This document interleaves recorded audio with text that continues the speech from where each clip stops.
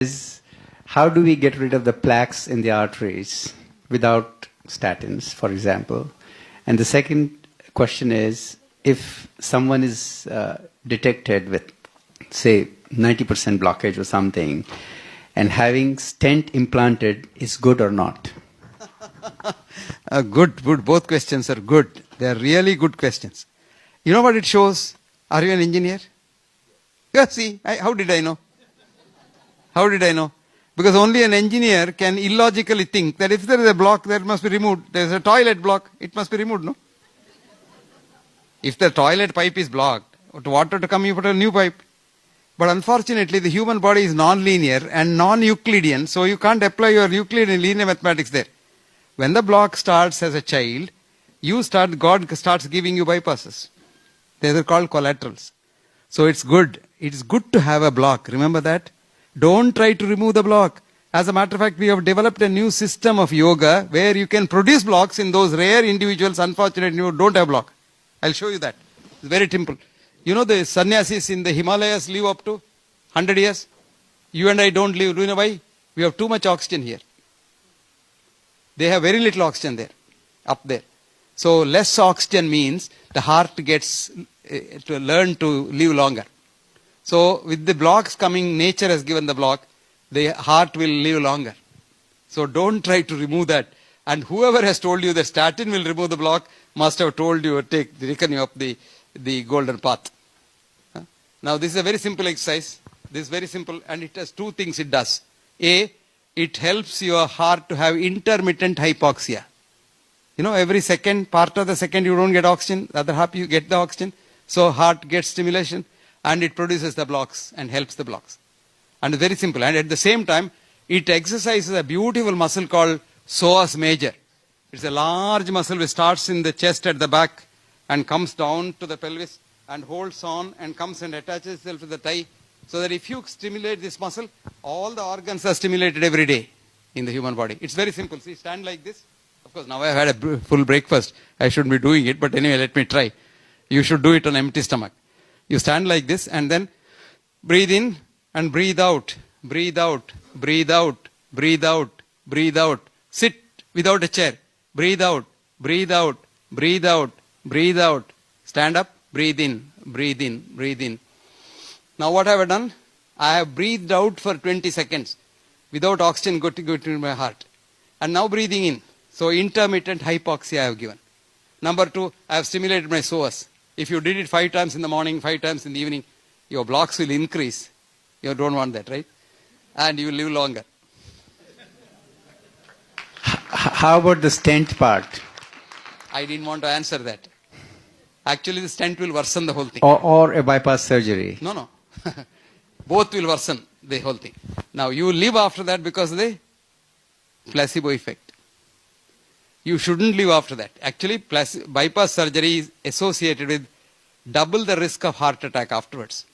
Quadruple the risk of stroke afterwards. Sudden death increases afterwards. Heart failure increases afterwards. Nobody tells you this. But your pain goes. Pain goes. Pain went without the surgery also, you know that? I gave you an example of placebo effect. Now you think medicines will cure you? I'll give you a study. It's a very interesting study recently published. Published in one of the most prestigious journals called Science Translational Medicine, STM.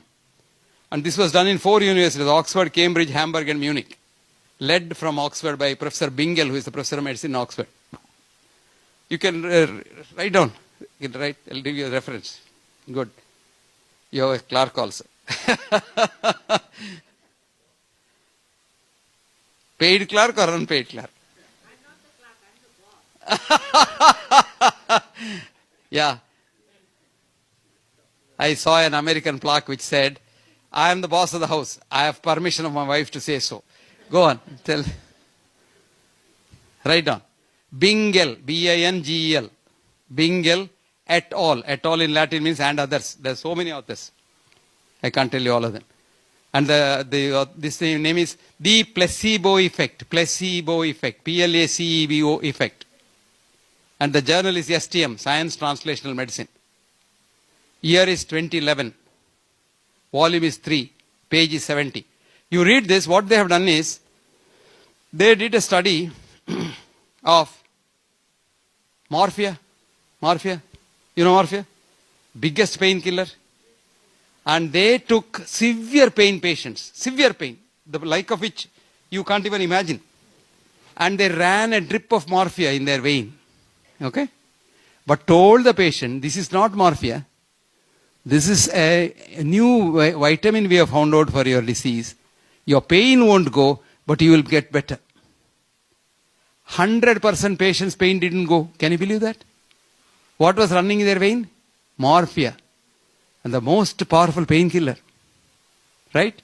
Then they, what's called crossover study. They took the patient to another center. They ran salt water, saline, in the vein. And then said, this is the latest salt of morphia. Very powerful. Your pain will go. Pain went. Did you get that? That's the placebo effect. So, angioplasty, scientifically, is damaging the intima of the artery. You're breaking it and then attracting a clot. By evening, that is closed. Whether you have a stent or no stent, ordinary stent, desiccated stent, medicated stent, etc., is all for money, nothing else. And you get better because you are paid money. Placebo effect. Today, the greatest cause of a stroke is not having diabetes or hypertension. Going to a hospital with bypass facilities after chest pain is the biggest risk for stroke. 50% of them get a stroke after bypass surgery. 97% of them get multiple emboli and the cognitive defect, which settles down to 47%. They don't know, they forget so many things. They don't, sometimes they forget their boss's name, etc., etc. You get the point? But this is not known, no? This world is worklish kit. Do you know how bypass surgery started? You don't know. And how it became a business? You don't know. If you knew, you wouldn't have bypass surgery. It is not how I knew you were an engineer. I knew because a lot of people do this. There's one man called Subramanya Swami. Have you heard of him? Some years ago he came to me. Somebody brought him to me with some chest pain. Which was of course little. So I examined him and said, look, nothing to worry. You're stressed so much, you little go slow. That was the time he was contesting for the parliament from Madurai. And he said, what are you talking, doctor? There's a block. And I am an economist. I am a professor of economics in Harvard. I said, that's the problem. That's the problem. No, there is a block. You must remove, like you. Then I told him, it's not like that, Mr. Swami. Explained to me, wasted so much of my time. All free, because these politicians, they don't pay. But he would have paid. If I had asked, he would have paid. I didn't ask. Anyway. He went and had an angioplasty. After that, saw a lot of problems here. Now he's all right. Because nothing happens to these people. Nature looks after them. So I do this yoga technique for some children, unfortunate children who don't get blocks. And they develop blocks. Or even without the block, if you did every day this exercise, you get intermittent hypoxia for the heart. The heart lives longer. Now did you understand